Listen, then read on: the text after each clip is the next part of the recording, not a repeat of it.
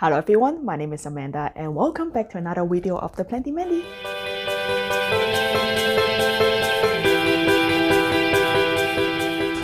So I hope you guys are all having a wonderful week so far, and this week I decided to talk to you about or answer a question that I got from you guys from time to time, which is my Hoya's growing medium. So I like to call it medium instead of soil because I don't really grow my Hoyas in soil. So I grow my Hoyas in two major medium. So number one is my bulky mixture and number two is LECA. So in this specific video, I'm gonna only talk about the bulk mixture. So if you guys are interested in hearing my experience in growing Hoyas in LECA, make sure that you leave in the comment below. I'll do a separate video for that.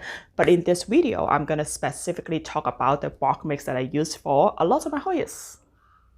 So when we're talking about growing medium, there's really a couple of things that would affect, when you create your own recipe or like when you adjust the recipe that I'm gonna be talking about in a second. So there's a couple of things that you would consider, right? So number one is with the growing environment, specifically the humidity. The more humid your environment is, you really want to make sure that your medium is more aerated, so that way it doesn't retain too much moisture. Because it's already so humid. So a lot of growers in Southeast Asia countries such as Indonesia, Singapore, Thailand, they use cocoa coir as a main growing medium because cocoa coir is a medium that doesn't retain excess moisture. So if you look at cocoa coir under a microscope, you'll see that the fiber, it's basically shaped like a straw. So once the straw is filled up with water, it will not take any more water. So basically, it won't retain too much water, that may actually rot the root. So that's what a lot of people use in the high humidity countries when they're growing Hoya. So I personally originally is from Hong Kong, and it's just so humid there in the summertime. It's it's typhoons all the time, and then the humidity is like 99%. I'm not kidding, I'm not exaggerating. It's literally 99% all the time. It's pretty miserable.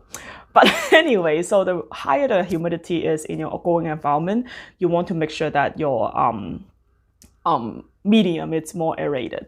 So just to give you a reference point, I live in San Francisco, California, United States. And because I live really close by the beach, my ambient humidity is pretty high. So I would say in the summer, like in the more like humid seasons, my humidity in the house is about 60 to 70s. So that's pretty high without a humidifier. In the winter, like a drier months, it will go down to about 50. So that's why I don't use any humidifier at home, and I do have a more aerated mix. So just so you know the reason behind I use what I use, right? So the second factor you want to think about is your watering habit.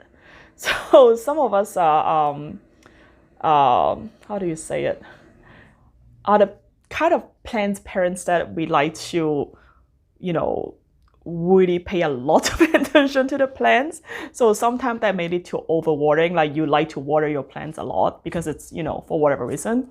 So the more of an overwaterer you are, the more aerated the soil or the medium has to be, in terms of Hoyas, right? So I personally always default to underwater. Like I would rather, my plant dry out a little bit more instead of overwatering, because if my plant is too dry, I can always just give it water and it will bounce back. But if I overwater my plants, the roots may rot. And when the roots are rotten, there's like very slim chance for you to save the plants. You may have to just cut off the roots and then, propagate the plants again. That's why I always default to underwater. I'm not telling you to not water your plants, but I'm saying that, like, if I have to pick between, like, being an overwaterer or underwaterer, I always underwater. But just make sure that you don't do it, like, consistently all the time, because even if when you underwater your plants, you could, you could damage your root system as well. So yeah, so again, if you are more of an overwaterer, you may want to use even more aerated soil. Okay, so the last but not least factors for you to determine what kind of medium you use is the species of the Hoyas. So Hoyas is a really large genus. So there's like, the more succulent one, the thinner leaf species. Most of them are epiphytic, meaning that they grow on trees or something else. But some of them is terrestrial, so meaning that in the nature, they actually grow in soil on the ground. So those are the one that it's not all of them, but most of them, like you can observe by its more bush-like growing structure, and some of them have like thinner leaves.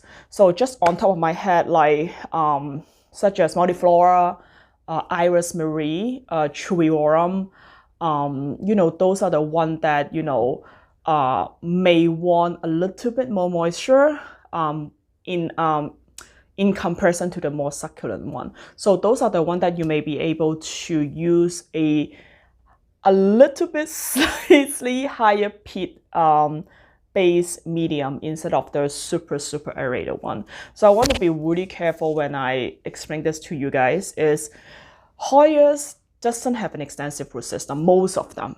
So they really don't like to be drowned in water because that's going to rot their roots. So by saying that the Hoyas that prefer more moisture, I'm not saying that drown them with water because that's going to kill them. But, I'm just saying that in comparison to a more succulent one, such as the really large leaf like Lossia and Drusiana, or like a fungi or like a Syringoensis, those are the more like succulent ones. Like the thinner leaf species or the terrestrial species can afford a little bit more moisture retain in their medium. That's what I mean. So now is our DIY time. So I'm gonna show you what kind of bulk mix that I use for my Hoyas when I'm not using LECA. So it's pretty easy actually. I like to mix it myself because I know exactly what is in there and how much I put in there. So I'm gonna show you the number one ingredients. I just want to make sure I don't spill anything on the floor. The number one ingredients is orchid bark. So I basically just buy like a bag of like literally just orchid bark. Like it's like nothing else in there. And you can see this is just the brand that I use because the garden center, that are closest to me carry this brand and I like it. It's worked really well. So it's called medium. So meaning that it's chunkier. So they have a fine version, but I like the chunkier version, so I'll show you. It looks something like this. It's chunky. Like it's literally like just pieces of bark. Yeah, so this is the one that I really like. The chunkier, the better. That's just my preference. So what I'm gonna do with this one is, this is like the major ingredients in my mix. So I normally put at least, I'm gonna show you, at least 50%, if not more, 50 or 60%. So like, it just look like this, right? It's just a really chunky bark mix like right here. So I'm gonna put in the bowl. Okay, so the next ingredients that is one of the major ingredient is perlite. So this is the perlite. I prefer like the bigger one, but this is the one that I can find in the store, but that's fine. So perlite is essentially puff volcanic stone, right? And it doesn't really retain any moisture, and it's helped to increase the aeration in your mix a lot. So again, I use this just because I want to make sure that it's a very well draining mix.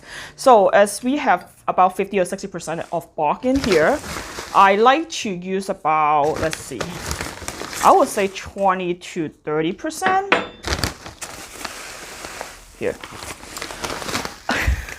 I think there's a little bit too much, but you get the idea. It's just like a lot of bark and perlite, pretty much. So this is what it's looked like so far. So it's just bark and perlite. So that's that. So after you after these two ingredients, the next one is a much smaller proportion. So remember, we have about 50-60% of bark, and then have like 20-30% of like perlite. So we only have the 10-20% to work with, right? So the next one I'm gonna use, the next ingredients I'm gonna use is this. So this is just a succulent and cactus mix. So the reason I use a succulent and cactus mix instead of just like peat is because the succulent and cactus mix, most of the time, most of the brand, they have what do you call that? They have like some perlites mixed in there already. So meaning that they already have that built-in like wall draining, you know, airy properties in it, because just like succulents and cactus, they don't like to be you know, the root system doesn't like to be drowned in water as well, and that's why this is good. So I would add a couple spoon. So as you can see, it's look like, you can see like, you know, it's like the brown obviously is the peat, right? And then you already you can see some perlites and some like stones in it. So that's help with the aeration already. So I would say I put like about 10-15% of cactus mix. So the reason, so I'm just gonna mix it. So the reason I put this in there is because, you know, the bark and the perlite is really good with, you know, aeration. But I also want my Hoyas to be able to absorb some moisture. So I add some, you know, peat-based cactus mix or any kind of like peat-based soil. So that way, you know, my Hoya is still able to retain some moisture and don't get completely dry out. So, but you know, I know it will be fine even though there's peat in this, because I have a lot of perlite and bark in this, right? So the last side, I would say like 5%, you know. The number is like variable, right? And I'll explain to you why in a second. Is horticultural charcoal. So the reason I add charcoal is also, you know, for aeration. That's a main theme, aeration. Make sure your medium is airy. But also charcoal helps to, you know, absorb some of the impurity in your soil. So, you know, that it's good for the plants. So I'm gonna add like just a handful, like I said, like 5%. It's like, just like this. Charcoal, and then you mix it. It's so fun. It's like mixing food. I like cooking too, so this is fun for me. But yeah, so that's basically all your basic ingredients for my bark mix. So like it's look like this. It's like you can't really see the soil, but it's in there. But yeah, so basically it's just like a really, really airy mix. Actually, I'm gonna add a little bit more bark because I think I'm too heavy on the perlite on this one. So here, let me make sure. I want to give you a more accurate representation. So it's look more like this. Yeah. Go is a bowl, so like a bowl of wood. But yeah, anyway, so yeah, these are the essential, I would say essential ingredients for my bark mix. So I want to show you one last thing. This one is optional, but I found that's helpful. So this is ta-da! It's mycorrhizae. So this specific brand is from Espoma. It's Espoma, and it's called Biotone. So it's basically plant food and mycorrhizae. So mycorrhizae, so plant food could be micronutrients, right? Like so other than the NPK, like the nitrogen, potassium, and phosphate, you know, you have your micronutrients such as like iron, calcium, and stuff like that. So those are all necessary for the plants to be able to thrive, right? But this one also have mycorrhizae. So mycorrhizae is just basically beneficial bacteria that would help with your plant's health as well. So this is what basically is in here. So you want to really, if you decide to purchase this and use it, you really want to make sure that you follow, you know, the instruction on the back of the bag. The back of the bag depends on like, you know, how many cups of medium, or how many pounds of medium, and then you put, you know, how many you know, how much like biotone or mycorrhizae in it. So yeah, so this is completely optional. But I would like, for example, if this is like 2 cups, like you add like, okay, so when preparing soil for new plants, mix 1 cup of biotone per cubic foot of soil. So like those are the stuff that you have to convert. So normally for like home growing, like I don't have a lot of medium. I just add like a couple teaspoons. That's basically all I add, just, you know, to inaugurate. So it's look like this actually. It's just look like this. I hope you can see. There you go. And it stink. Like I don't want to say it stink. It just have a really strong and distinct smell. So I'm just gonna just mix it in here to give my soil or medium some nutrients. So, oh my god, I smell it. So ta-da, this is it. So yeah, so basically that's, you know, that's it. That's, you know, what I use. It's no secret. It's literally just that.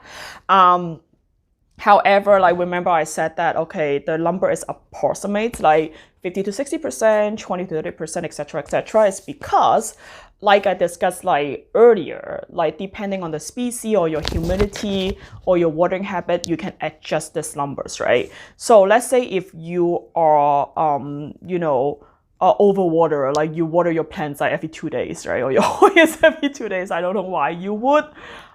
You may even want to just like even lower the soil mixture, like the cactus mixture. Maybe just use just bark, charcoal, and perlite. That's it, right? If you are in like a you know, drier environment, you may want to increase your cactus mix a little bit, so that way the soil or the peat in the cactus mix actually retain more moisture for your plants. So you really have to like consider different factors. That's why I give you like a range of number. But in my specific growing environment and my specific watering habit, I decide that this is the right mix for me, and obviously the species as well. For example, like my multi-flower, it's definitely in a peaty mix. Like I adjust the cactus mix amount in there to make sure that the multi-flower actually got a little bit more moisture than, you know, his labor, which is the Lossy and Juiciana, like the huge leaf succulent one. So yeah, so just bear in mind that, you know, everyone's environment is different. Your environment is different than mine. So adjust it accordingly and have fun. So last, I just want to show you what it actually look like in a pot. So this is one of my favorite. I talk about in my succulent Hoya video. This is the Hoya diversifolia. So ta-da, she's pretty and she's growing new leaves right here. But anyway, this is what it's look like. I'm sorry. This is what it looked like in the pot. It just bark mostly. But yeah, so this is what it looked like. Because again, you know, the diversifolia, it's a more succulent species. I just put, you know, my regular mix in there, just like really heavy bark and perlite. And I also have this guy. I have it for a while. It's grown from like literally like a 2 or 3 leaf side cutting, and now we have many leaves. And this is the mixture. So this is the Hoya mini bell, same thing because it's more like succulent. So I just give it like a woody, barky and perlitey mixture. And yeah, and it has been happy so far. So yep, just want to show you what it actually look like when it is in the plant. Okay, so that's all I have got for you today.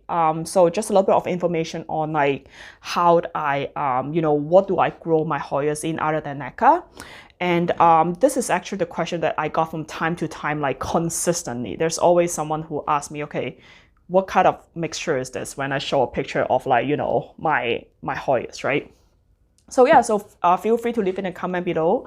What do you think about this video? If you have any question about, you know, my Hoya mix, and if you have your ongoing medium or ongoing mixture, let me know in the comment below. I would love to learn from you.